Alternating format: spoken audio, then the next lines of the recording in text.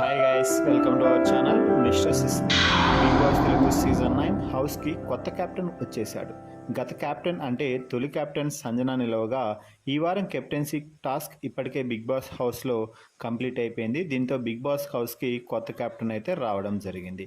ఇక కొత్త కెప్టెన్ ఎవరు, అసలుకు ఈ కెప్టెన్సీ టాస్క్లో పాల్గొన్నవారు ఎవరు అనేది ఇప్పుడు ఈ వీడియోలో చూద్దాం. ఈ వీడియోకి ఒక లైక్ చేసి షేర్ చేసి వీడియోని చూడడం ప్రారంభించండి. ఇక ఈ వారం జరిగిన కెప్టెన్సీ పోటీదారుల టాస్క్ కాలచక్ర వ్యూహంలో ఓనర్స్ వర్సెస్ టెనెంట్స్ అన్నట్టుగా గేమ్స్ అయితే సాగాయి.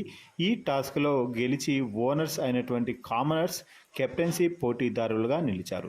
దీంతో గ్రూప్ అందరిలో నుంచి భరణి, అలాగే మనీష్, అలాగే డీమాన్ పవన్ కెప్టెన్సీ కంటెండర్స్గా ఎన్నుకోబడడం అయితే జరిగింది.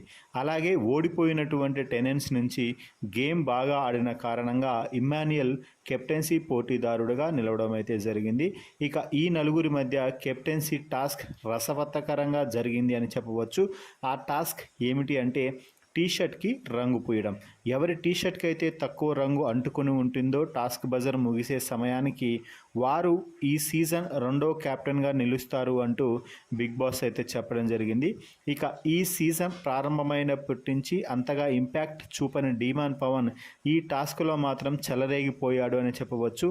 తనకి ఎలాగూ స్ట్రెంగ్త్ ఉన్న కారణంగా ఆ స్ట్రెంగ్త్ను యూజ్ చేసుకొని మిగిలిన వారిపై అటాక్ చేస్తూ తన టీషర్ట్కి తక్కువ రంగు అంటుకునేలా చేసుకోవడంలో సఫలం అయ్యాడు.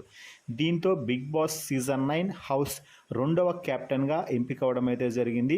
మరి ఇమ్మాన్యుయల్, భరణి, మనీష్ వంటి స్ట్రాంగ్ కంటెస్టెంట్స్తో పోటీపడి కెప్టెన్ అవ్వడంపై డీమాన్ పవన్పై మీ అభిప్రాయాన్ని కామెంట్స్ రూపంలో తెలపండి.